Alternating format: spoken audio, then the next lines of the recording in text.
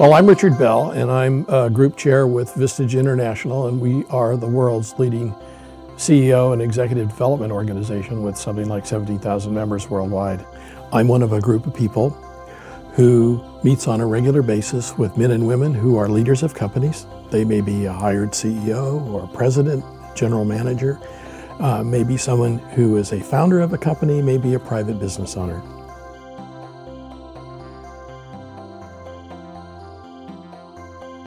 Much has been written around communication and executive communication, and there is an operating principle here. The person offering the communication has the responsibility to see that it lands the way they want it to land.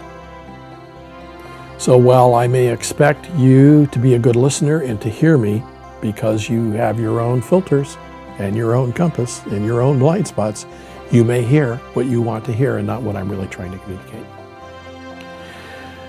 However, if I can understand how you're wired and what your operating system is, I know what my content is. I might be able to adjust style so that you can hear me better, so we can get at the understanding we need to get at the agreements we need to have. The fact of the matter is, the diamond ring that I bought from a private jeweler at a little dark room in San Francisco and put in a very plain box is of the very same quality as the diamond I bought from a very well-known company in which everything is packaged in a little blue box.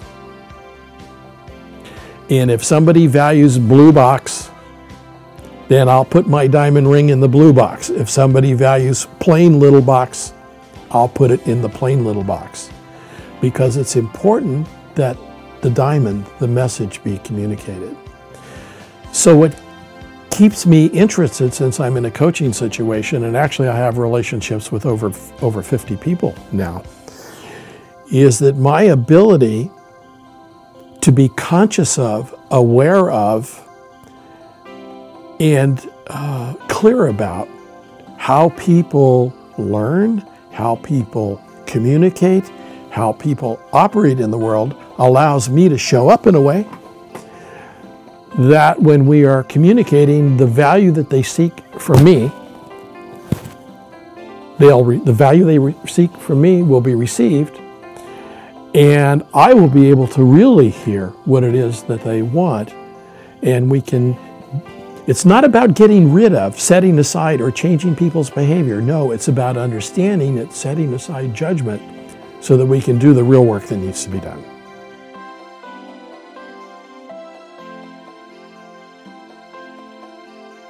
In the marriage situation, I certainly have found this with my partner. When we met, we were like two rough stones that had a very smooth edge.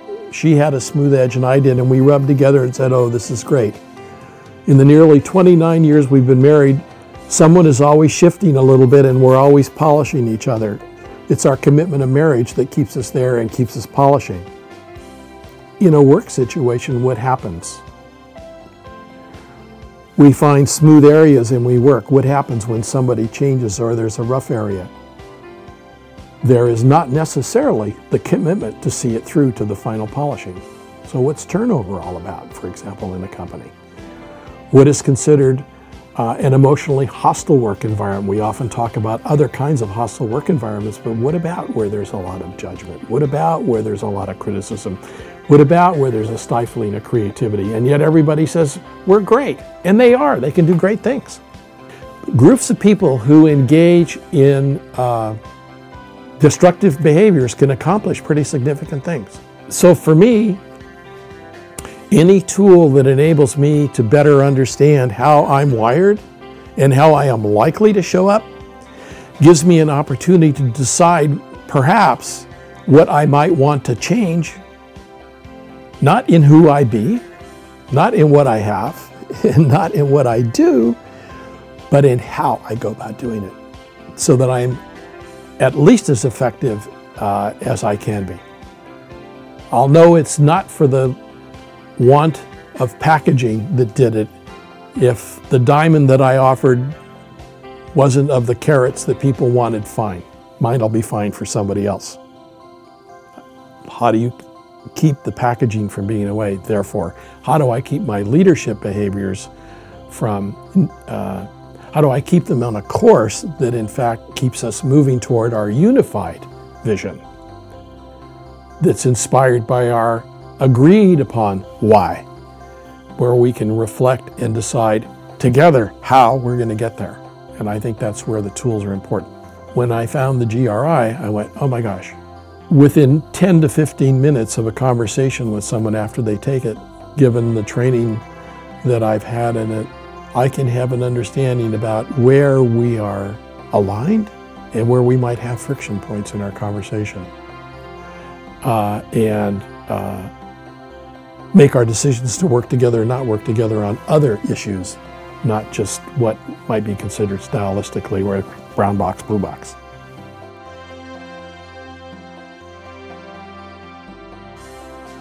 For me, one of the interesting aspects of the GRI is that we start with a natural role. And that's who I am. That's how I show up. And I can understand what those components are. I can understand what the various elements are. I can understand how they interact with each other. I can understand with how, if left to myself, with no outside expectations of role, how you're likely to find me. What I will do when I am simply following my compass, doing whatever I'm doing. However, that being said, I also play a role. And the role that I play has its factual, objective reality and my perception of it, and my belief about, my thoughts about, my understanding of how I'm expected to behave in that role. As a leader, I need to be aware of choosing how I'm going to show up in the situations I'm authentically, yet at the same time understanding that I have a palette of choices that I can choose from. So if I were to not do what I'm doing right now, given my natural self, my natural profile, and I were to find myself in a different role, given that I now know the GRI, when I do my due diligence on the role, I would ask, do I have a high probability of being successful here or not? Based on what the expectation is of how I'm going to behave, of what is required in order to be successful. So for example, I have turned down in my life opportunities that required a great deal of work on pulling numbers together, statistics together, formal reporting, reports in a very structured manner. I said no, because that's not how I work. And because it's not naturally how I work, how I behave, I would be setting myself up for failure because the amount of energy I'd have to put in to be that way is too much. It would create stress, and it would create stress around me. I would probably, since I'm also on the dominant side, try to change the organization so it's accepted my way and that would be disruptive. So the natural part of who I am is one thing, understanding that. The role then, from my point of view, I can make assessments as to how I fit. And then let's say I'm in a role and things are going really well. I can look at my natural state and say, oh, here are the aspects of my behaviors that are contributing to my success. If I'm not as successful, I can also ask myself, here are some factors that are not. I can then say, look at my team. As a team overall, as individuals in the team. What is it about their profile that is enabling them to use all of their energy to get the results they want, rather than having to adapt to an environment or role that doesn't fit with them in some native way, where they might be far more effective given their skill set in a different capacity. There's power there. And I think from the hiring end, that's really where it can be important, because you can have what you define as a role, you can have what's natural, and then you can have what's called the effective role, which means when you take who I am naturally with what's expected, I show up in some way. The question is, in what way? And will that serve the organization? So again, a powerful analytic tool for self-understanding, a powerful analytic tool for understanding others who work with and for you, or who work to whom you have a reporting relationship of some kind, and organizationally, a huge impact, because you can look and understand that what shows up in an organization is a collective of individual natural roles, natural self role. And you can say, oh my gosh, that's what's going on here. Very powerful.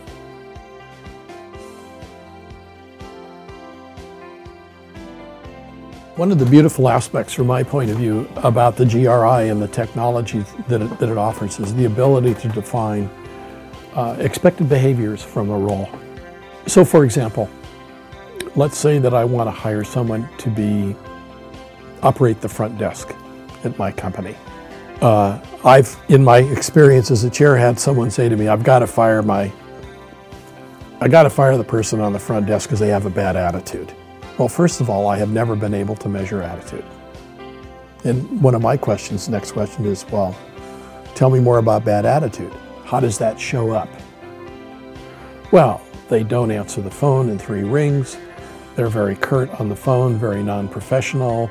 The language isn't crisp, the messaging isn't crisp. And my sense is that they don't understand that they are representing the company. Well, it's possible, using the technology of the GRI, to define a role. Do I want the person, for example, on the phone to lead conversations, or do I want them to be a little more inquisitive or of inquiry? Do I want them to be more social and friendly? Do I want them to have to gather some data?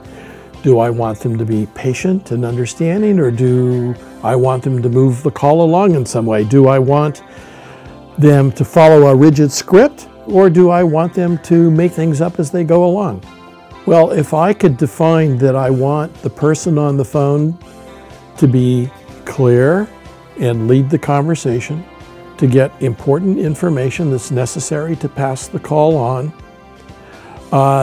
to in fact show a sense of urgency and care, and to show a relaxed formality.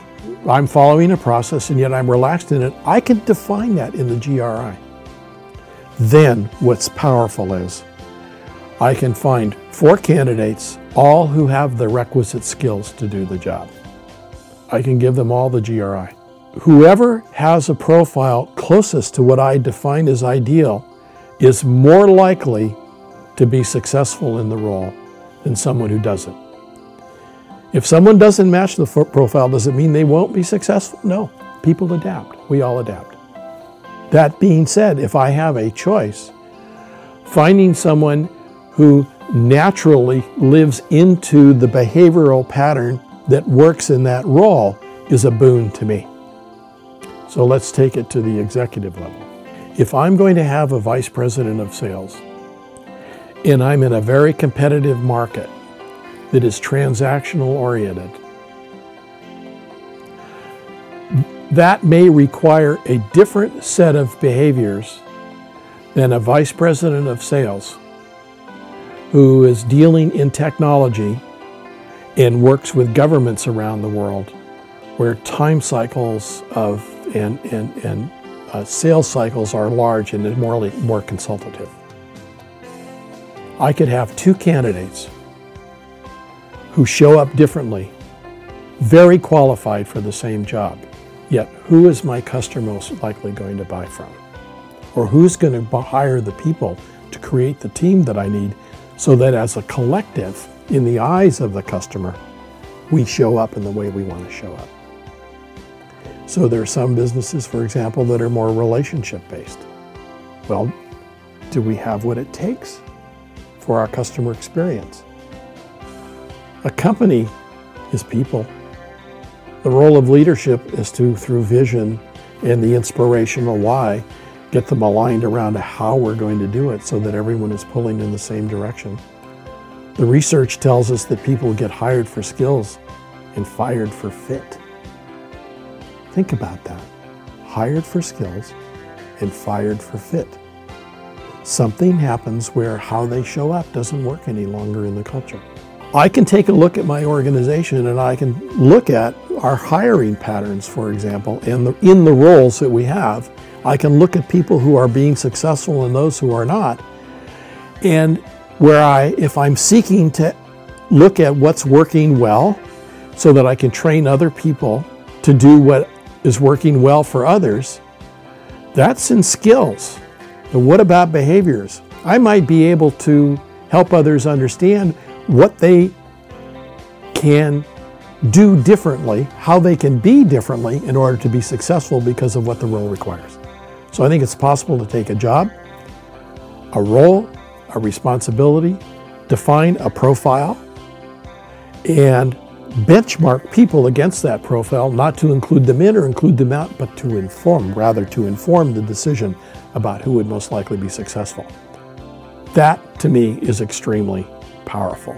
Since I have a higher probability of bringing people in who will be hired for skills and stay for fit, rather than be fired for fit.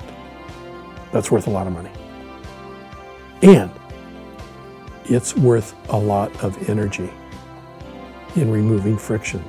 Think of the friction that happens in an organization when we mix people up who, while bright, brilliant, competent, have some behaviors that simply contribute to the dysfunction in the organization, and we have to let them go. It's a waste.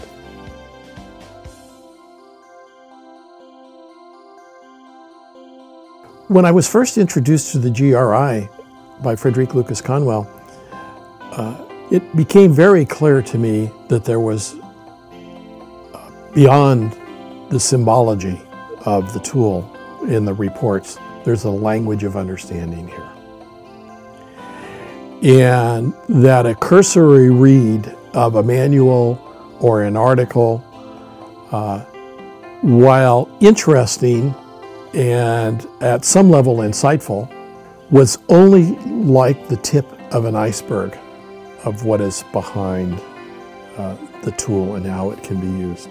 So in many ways, I'm familiar with lots of subjects in a very thin band. As my wife says, that I, as a mechanical engineer with an MBA, have a pretty good vocabulary.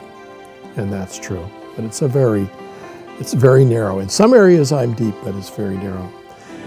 And I thought, well, I've read enough. I can understand this enough. There are 4 factors, and this is what they mean. I kind of get it, sort of. It's probably good enough for me. When I found myself in conversation with others thinking about how I might apply this, I found I didn't know what I was doing. I know with tools of this kind, it's very important to be at a level of competence in order to use them effectively, because people can misunderstand what's being communicated or what's being said. So I was offered the opportunity to go to a seminar.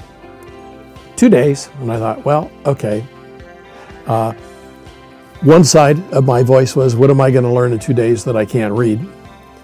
The second part was, though, okay, Richard, that's old stuff.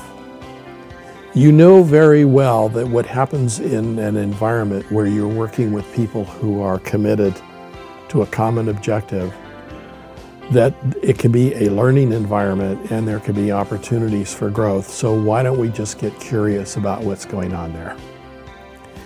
And I went happily with an expectation bar that was, I'll develop some level of competence. I did not expect the transformational change in my understanding that happened on day 2. What I found myself at the end of the seminar thinking as I looked around the room at people was, oh, I begin to see how in real life these factors are good descriptors of behavior. And it means something when we look at them in isolation? For example, am I patient or impatient? And when I look at those factors in relationship to other factors, for example, am I formal or informal? I'm impatiently informal. And for some people who are patient informal, I want to go jump off the cliff and they're trying to figure out if they're even on the right geography. It's a different way of looking at the world. As a result, two things.